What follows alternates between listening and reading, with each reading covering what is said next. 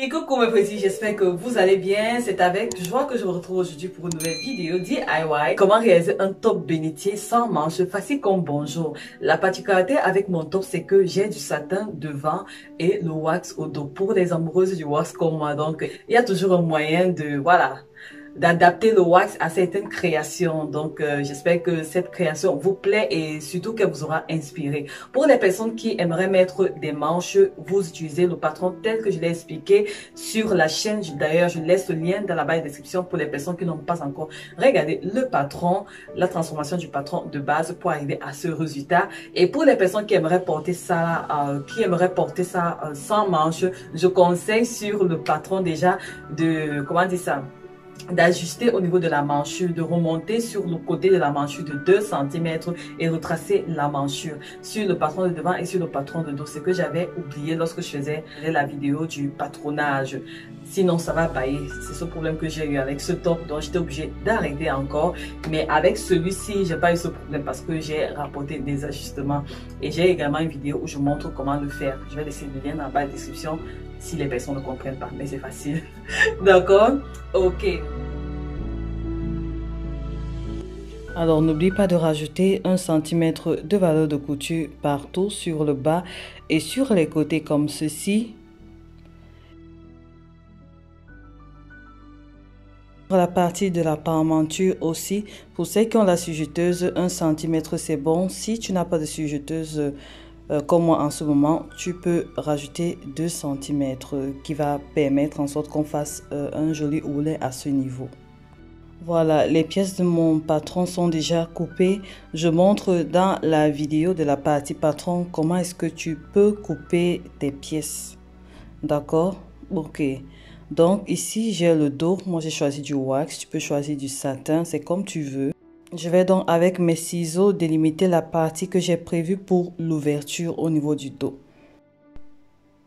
Je marque avec la craie tailleur pour savoir que c'est le dos parce que là, le waxy, il est difficile de détecter le mauvais côté du bon côté. Je vais d'abord travailler toutes ces parties et là et là. Et pour cela, je vais prendre un coupon de tissu et je vais couper des bandes en biais, c'est-à-dire sur le biais du tissu. Moi, j'ai coupé des bandes d'environ 5 cm, mais sinon 4 cm, 3 cm, c'est bon. Donc, voilà ça. Ensuite, je vais faire endroit contre endroit et je vais piquer à cet endroit-ci. Donc, je vais d'abord épingler. Ici, il faut vraiment faire doucement et je vais piquer à 1 cm du bord.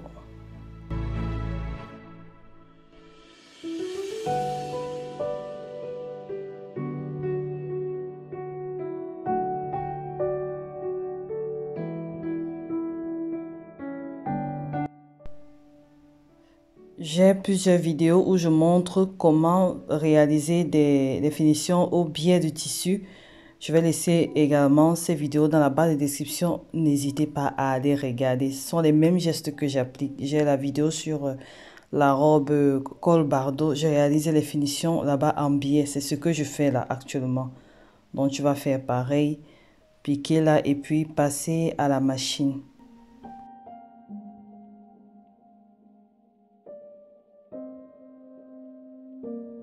Lorsque j'ai terminé de réaliser ma couture au biais, je vais attraper comme ceci.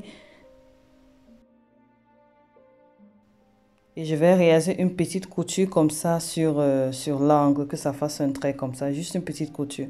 Là, c'est pas trop visible. Je vais vous laisser une vidéo dans la barre de description où on montre comment réaliser cette fente indéchirable. Je pense qu'elle sera plus explicite. Avec mon tissu, là, on voit pas grand-chose. Donc, je vais laisser la vidéo là en bas de description. N'hésitez pas à aller regarder. Ça va vous aider. C'est très bien expliqué.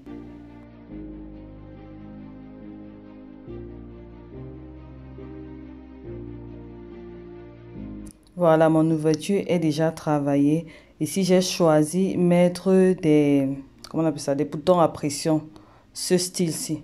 Tu peux mettre un bouton, vraiment ici, ça dépend de chacun. Ou alors juste une fermeture. Donc là, c'est terminé. Maintenant, je vais passer au niveau de l'encolure de dos.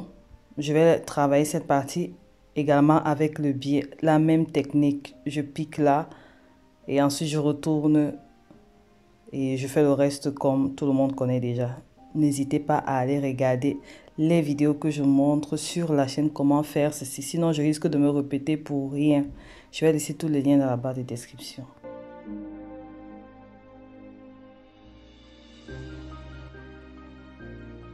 Et lorsque c'est fait, je repasse toujours et puis je vais couper l'excédent de tissu. Donc là, j'ai déjà terminé de travailler le dos du vêtement. Maintenant, je vais passer sur la partie de devant.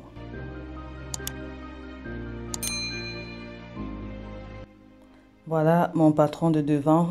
T'assurer que lorsque tu le plies comme ça, là, ça ne déborde pas au niveau des emmanchures, là. C'est très important.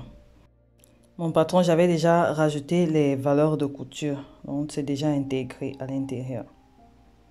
N'oublie pas de marquer un cran sur le milieu comme ça, un petit cran juste tout petit. Ensuite, je vais marquer le mauvais côté parce que là, mon tissu il est très sombre, donc du coup, c'était un peu compliqué.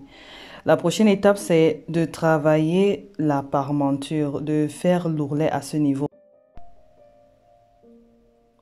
Si tu as une sujeteuse, tu vas aller passer à la sujeteuse cette partie. Si tu n'as pas une sujeteuse, tu vas passer cette partie à la couture, juste une couture droite à 1 cm du bord. Tu vas juste coudre droit à cette partie. Ensuite, à l'aide du fer à repasser, tu vas replier comme ceci. Tu vas plier la couture à ce niveau. Normalement, on doit faire une couture là à 1,5 cm. Donc, mais comme j'ai dit que la valeur de couture, tu peux prendre 2 cm. C'est pour ça que j'ai dit 1 cm. Donc, replier à ce niveau. Et ensuite, on fera un second ourlet comme ça. Et passer à la machine au point droit.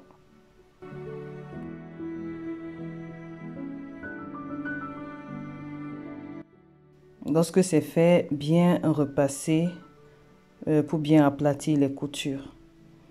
Vraiment, travailler avec les tissus fluides, c'est pas évident. Donc du coup, si tu es débutante là, franchement, il faut être patiente. Et sache que tu vas t'améliorer au fur et à mesure.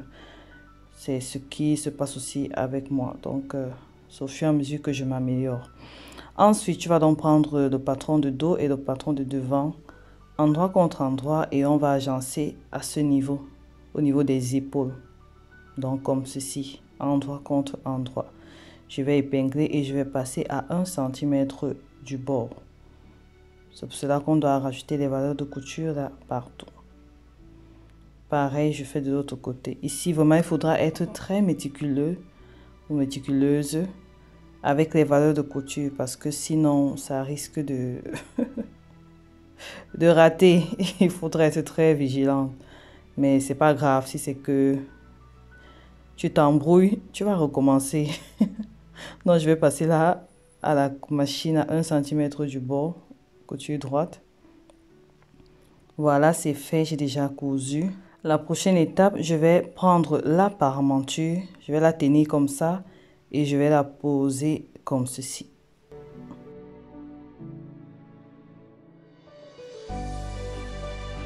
Je vais épingler là et je vais retenir de l'autre côté pour que je voie la couture et je vais reposer une couture à ce niveau. Donc voilà, c'est cousu.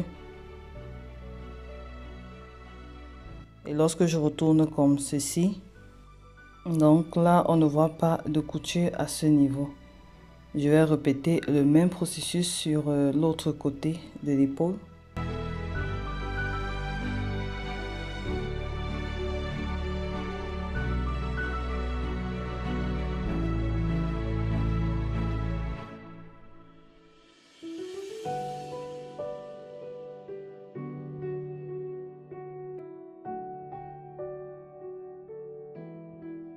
Voilà, on a déjà presque terminé sur, voilà, sur les épaules. Là, c'est déjà travaillé. La prochaine étape, c'est de travailler les emmanchures que j'ai réalisées également au biais. Les finitions sont réalisées au biais. Donc, du coup, là aussi, c'est facile. C'est la même chose. C'est-à-dire les mêmes actions qu'on a posées au niveau de l'encolure du dos. C'est pareil, ce que je vais faire.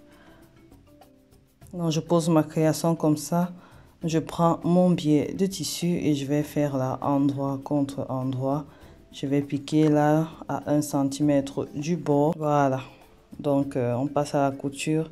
Maintenant, pour faire le dernier ourlet, lorsqu'on fait les coutures au biais, je me rends compte ici que j'ai ma parementure qui est là. Ça tombe bien parce que ça va m'aider à coincer ma parementure en fait.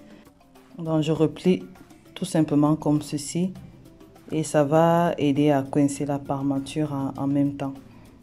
Et je vais passer à la machine.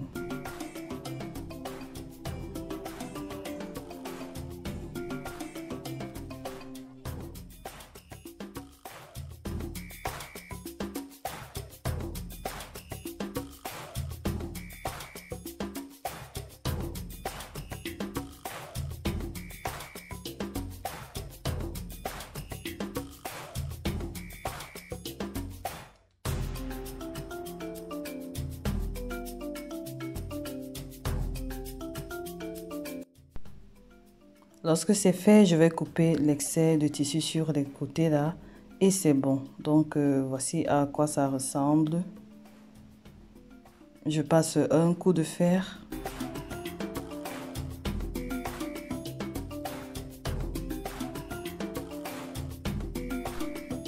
Voilà, la parementure elle est fixée en même temps donc c'est bon. Maintenant je vais juste agencer sur les côtés et ce sera terminé.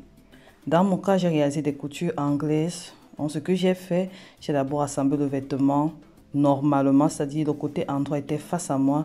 Je l'ai assemblé à 1/2 centimètre du bord. Donc, j'ai passé sur les côtés à 1/2 centimètre du bord. Lorsque j'ai terminé, j'ai retourné le vêtement sur le côté envers et ensuite, j'ai encore passé à la couture à 1/2 centimètre du bord. Et comme ça, j'avais à l'intérieur des coutures propres. Il n'y a pas de zigzag puisque j'ai même pas de sujeteuse. Donc du coup, c'était l'option la plus facile pour avoir un meilleur rendu.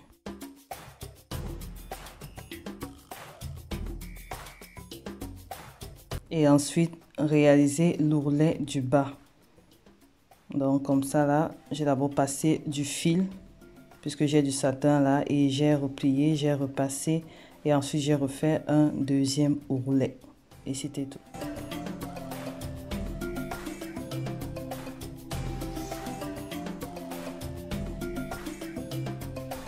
Ne pas oublier de repasser. Donc, voilà la création. Ça, c'est l'intérieur du vêtement, le côté envers. C'est très joli. Je suis très contente du résultat. J'ai placé mes boutons à pression. Donc, voilà. Assure-toi que ton vêtement ressemble à ceci. D'accord. Et donc, voilà.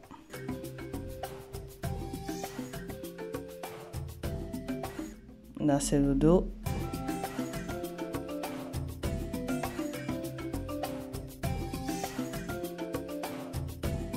Alors, j'espère que cette vidéo t'a été utile. N'hésite pas à liker, à partager, à commenter, à recommander la chaîne à d'autres personnes, mais surtout à essayer ce modèle. Tu peux l'essayer en robe ou en top comme tu as vu, top jusqu'au bassin ou alors jusqu'à la taille, c'est comme tu veux. Et avec du tissu wax au dos ou alors tout simplement en satin, mais privilégie les tissus fluides. Plus le tissu est fluide, plus ce sera très joli.